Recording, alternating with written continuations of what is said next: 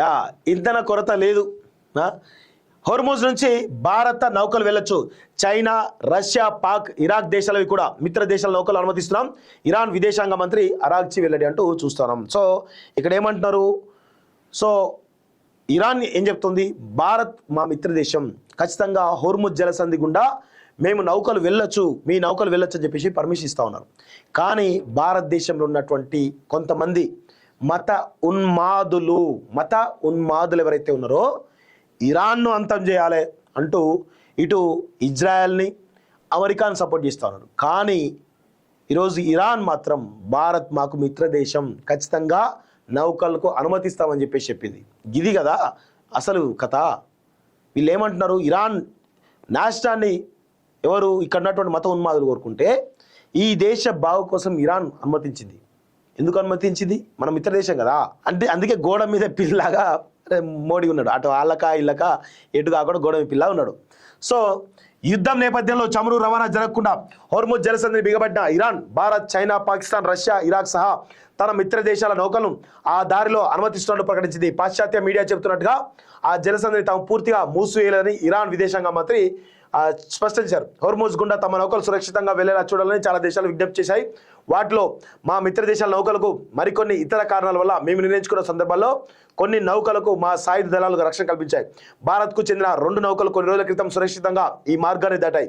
ఒక బంగ్లాదేశ్ నౌక కూడా ఈ దేశాలన్నీ మాతో మాట్లాడాయి, మాతో సమన్వయం చేసుకున్నాయి. భవిష్యత్తులో కూడా ఇది కొనసాగుతుంది, యుద్ధం తర్వాత కూడా అని ఆయన వివరించారు. ఇదే సమయంలో శత్రు దేశాలు ఈ యుద్ధంలో పాల్పంచుకున్న దేశాల నౌకలు మాత్రం హోర్ముజ్ గుండా వెళ్లడానికి అనుమతించాం.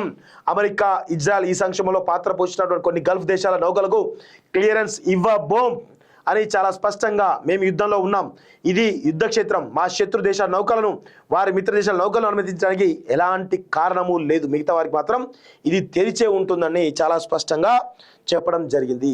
ఇక్కడైనా మారండ్ర నాయన, మీ మత ఉన్మాదాన్ని వదిలేయండి.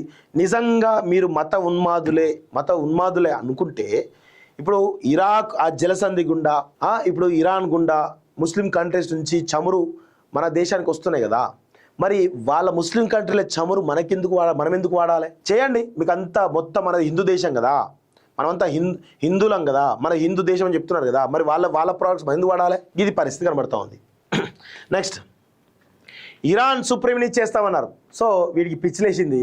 సో అమెరికాకు పిచ్చి పట్టింది. వాస్తవంగా చెప్పాలంటే అమెరికాకు పిచ్చి బట్టి అసలు గిలగిల కొట్టుకుంటా ఉంటుంది. ఎందుకంటే ఇక వీడినట ఇరాన్కు సుప్రీం చేస్తారు. మన ఒక పేరు కూడా పెట్టారు సోషల్ మీడియా కూడా పెద్ద ఎత్తున అవుతోంది. అయతుల్లా డొనాల్డ్ ట్రంప్ ఖమేనీ అని చెప్పేసి ఆయన పేరు మార్చి ఆయనకు అదేసి పెద్ద ఎత్తున వైరల్ చేస్తూ ఉన్నారు. సో ఆ దేశ అత్యున్నత పదవి ఇస్తామన్నారు. నేనే ఆ ప్రతిపాదన తిరస్కరించా. ఒప్పందం కోసం ఇరాన్ అడుక్కుంటుంది. వాళ్ళ మధ్యవర్తులు ప్రవర్తన విచిత్రంగా ఉంది, మాతో చర్చలు జరుపుతూనే అలాంటిది ఏమీ లేదంటున్నారు. అమెరికా అధ్యక్షుడు ట్రంప్ వ్యాఖ్యలు, ఇజ్రాయెల్ హిట్ లిస్ట్ నుంచి 2 ఇరాన్ నేతల మినహాయింపు అంటూ చూస్తాను. సో నిజంగా వీడికి పిచ్చిలేసింది ట్రంప్కు. అసలు ఇరాన్ ఏమో చాలా స్పష్టంగా అసలు ఎట్టి పరిస్థితులను తెరిచేది లేదు, ఎట్టి పరిస్థితులను చర్చలు కూడా మేము చేయట్లేదు అని చెప్పి చాలా స్పష్టంగా. మరి అట్లా అన్నప్పుడు మీరు ఇరాన్ పై పూర్తి స్థాయిలో దాడి చేయొచ్చు కదా, ఎందుకు ఎరగడ వేస్తున్నారు అంటే ట్రంప్ మీద పెద్ద ఎత్తున ఒత్తిడి పెరుగుతూ ఉంది. అంటే సేమ్ ఎవరు ఇక్కడ ట్రంప్, మోడీ ఇద్దరు కూడా మేనేజ్మెంట్ స్కిల్స్ ఎక్కువ ఉంటాయి వీళ్ళకన్నా. అంటే బయటికి చెప్పేది ఒకటి అవుతుంది, గ్రౌండ్లోనేమో ఇంకో లాగుంటుంది ఆచరణ.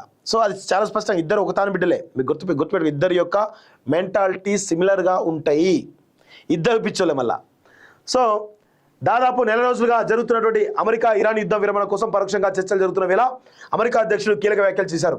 ఇరాన్కు తదుపరి సుప్రీం లీడర్గా తాను నియమిస్తామని చెప్పారని, కానీ తాను ఆ ప్రతిపాదన తిరస్కరించాలని వెల్లడించారు. ఇప్పుడు విషయం ఏంటంటే సుప్రీం లీడర్ అంటే వాళ్ళ మత పెద్ద, ఈయన వాళ్ళ మతానికి సంబంధించి కాదు కదా, ఎట్లా చేస్తారు? కనీసం చెప్పడానికైనా బుద్ధి ఉండాలి కదా. ఈయనకి ఒక్కరు తయారైండు. ప్రపంచంలో అతిపెద్ద జోకర్ ఎవరైనా ఉన్నారో అంటే అది ట్రంప్, తర్వాత సెకండ్ మోడీ ఉంటాడు, నో డౌట్ అలా. సో బుధవారం రాత్రి నిర్వహించినటువంటి నేషనల్ రిపబ్లికన్ కాంగ్రెషనల్ కమిటీ విందులో ఆయన ఈ వ్యాఖ్యలు చేశారు. వాళ్ళు అనధికారికంగా మా ముందు స్పష్టమైనటువంటి ప్రతిపాదన పెట్టారు.